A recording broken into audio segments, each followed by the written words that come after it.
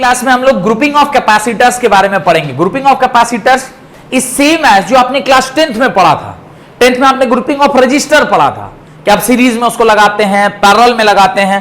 ठीक उसी प्रकार से इस साल हम लोगों को क्या पढ़ना है, ग्रुपिंग ऑफ कैपेसिटर या कॉम्बिनेशन ऑफ कैपेसिटर। अब ये वही दो ही प्रकार से हो सकता है, या तो सीरीज में होगा नहीं तो पैरेलल में होगा। तो आप लिखिए capacitors can be connected to each other mainly in two ways. Capacitors can be connected to each other mainly in two ways। पहला series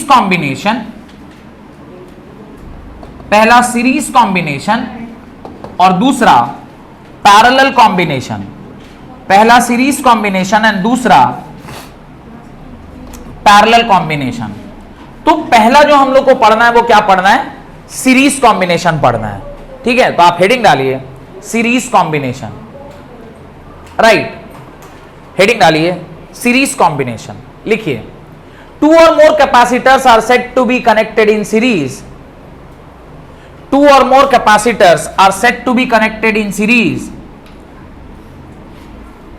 if the right plate of the capacitor is connected to the left plate of the another capacitor, the right plate of the capacitor is connected to the right plate of the capacitor is connected to the left plate of the another capacitor, right plate of the capacitor is connected to the left plate of the another capacitor, and so on and so on.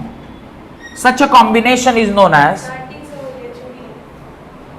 two or more capacitors are said to be connected in series.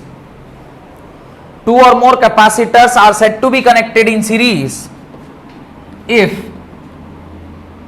right plate of the capacitor is connected to the left plate of another capacitor, right plate of the capacitor is connected to the left plate of another capacitor, the left plate of another capacitor, and so on.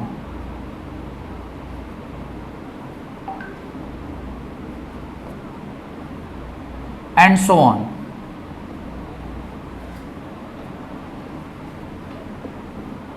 Such a combination of resistors, such a combination of capacitors is known as series combination.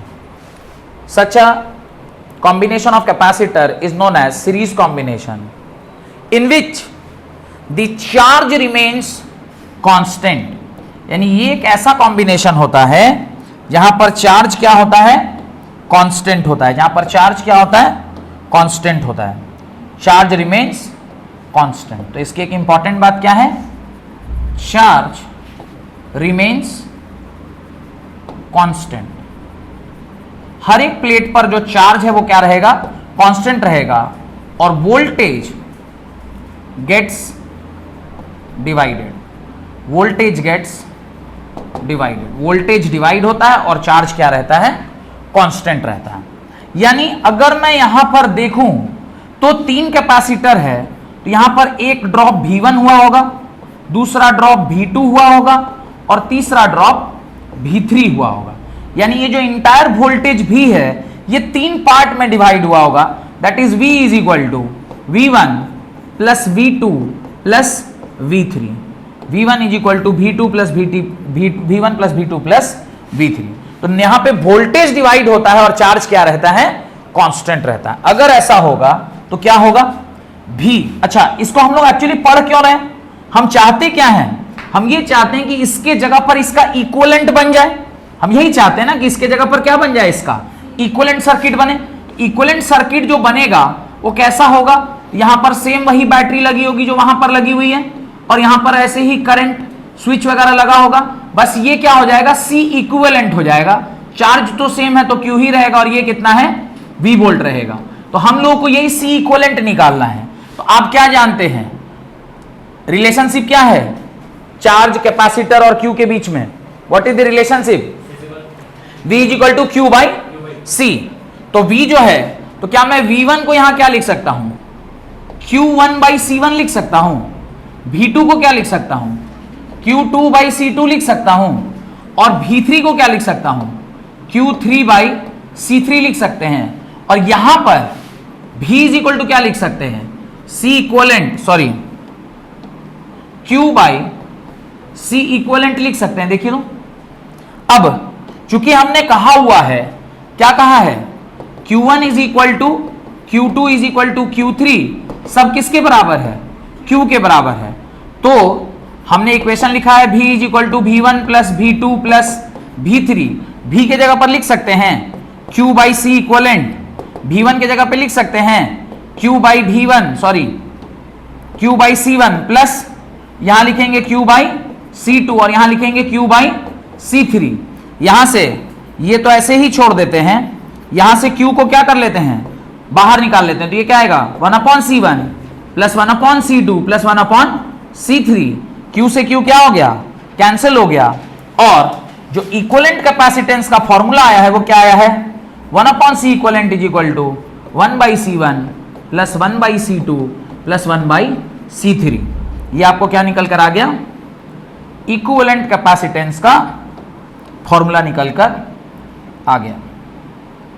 तो आप देख पा रहे होंगे कि जैसा हम लोग वहां पर पैरेलल में पढ़ते थे वैसा यहां पे कैसा फॉर्मूला आया है, सीरीज में आया है। यानी कैपेसिटर इन सीरीज का formula is same as the resistance in parallel. 1/R equivalent is equal to 1/R1 plus 1/R2 plus 1/R3। तो यहां पे क्या है, 1/C equivalent is equal to 1/C1 plus 1/C2 plus 1/C3। ये तो for 3 resistance है। For n number of resistance क्या होगा, लिख दीजिए for n number of capacitor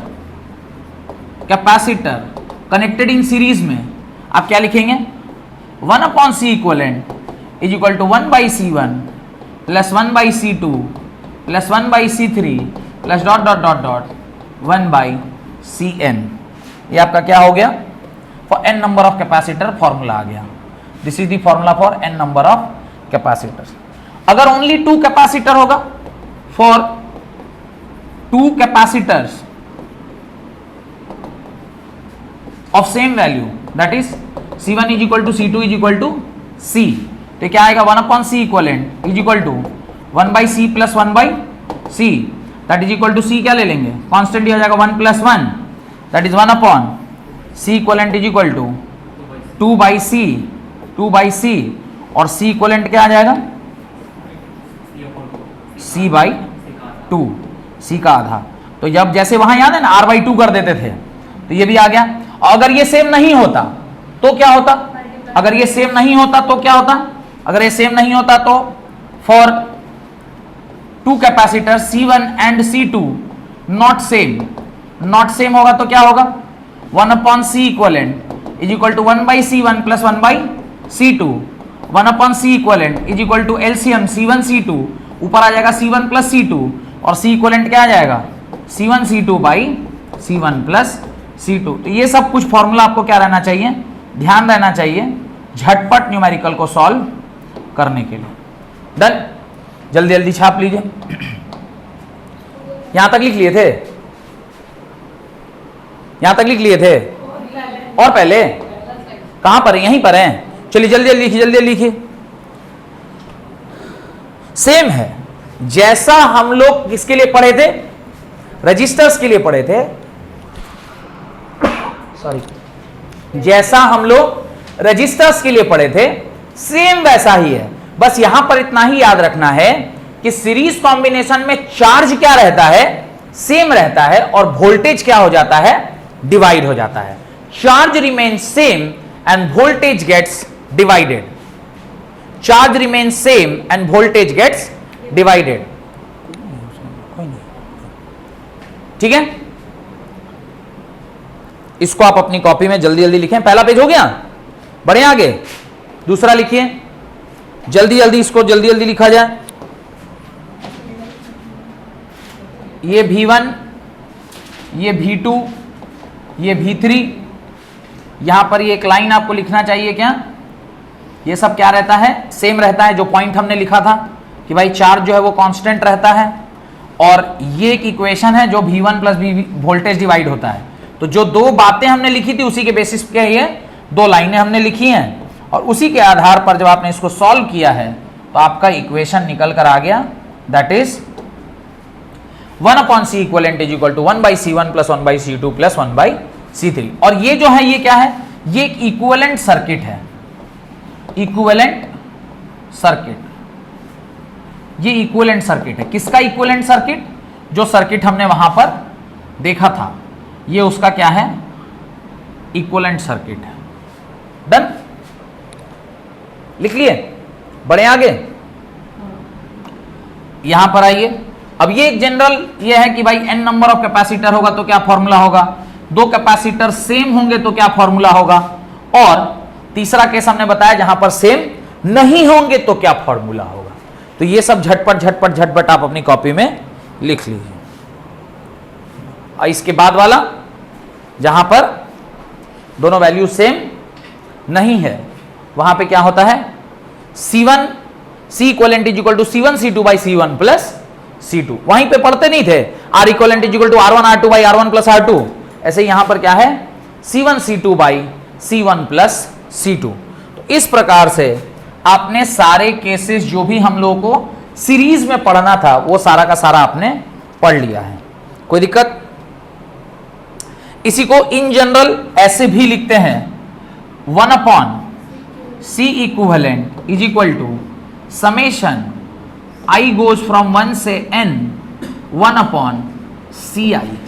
ये इसका क्या है, जनरल एक्सप्रेशन है। This is the general expression for capacitor in series. General expression for capacitors